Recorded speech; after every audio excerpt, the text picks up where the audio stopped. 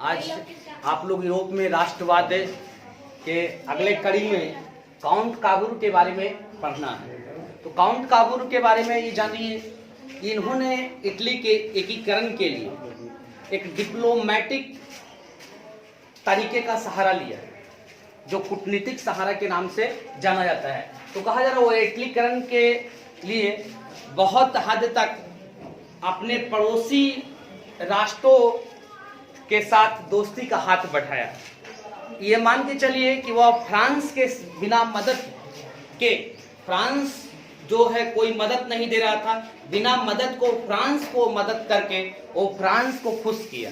और वो अपने आसपास के जो यूरोपीय देश थे उन्हें एक तरह से सुदृढ़ कर और आपसी सहयोग कर वह इटली का एकीकरण करना चाहता था। क्योंकि वो जानता था कि मेटरनिख जो है यूरोप में बहुत मजबूत है और हमेशा वो इटली को कई भागों में विभक्त करेगा। तो इसके लिए वो आस पड़ोस के इलाके में एकीकृत किया, माने आस पड़ोस के इलाके को एकीकृत किया, आसपास के छोटे छोटे राष्ट्र चाहे बड़े राष्ट्र उन्हें अपनी ओर मिलाया। तो इस प्रकार इसकी जो यह नीति थी वह सफल रही और धीरे धीरे वो इटली के एकीकृत करने का ठोस और सार्थक प्रयास किया।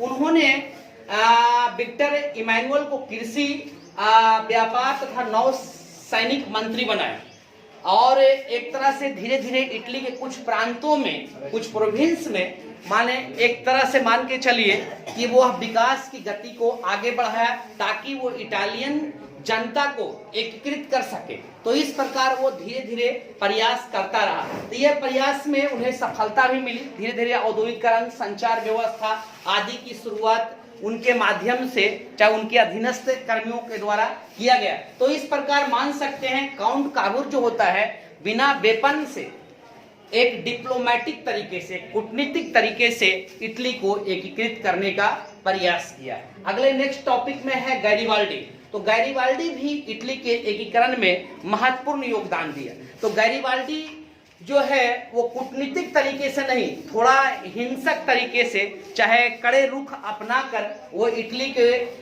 एकीकृत करने में प्रयास किए। उन्होंने यंग इटली जो नौजवानों की संस्था था उसमें प्रवेश कर इटली को राष्ट्रवाद की भावना जागृत करने का प्रयास किया।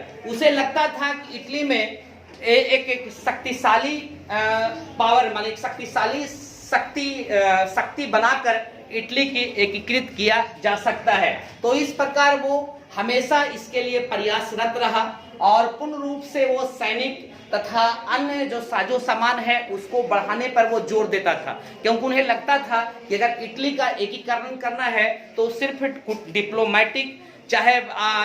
डिप्लोमेटिक चाहे शांति समझौते से ही नहीं किया सकता है। तो इसके लिए वो सैनिक महत्व पर भी विशेष बल देता था।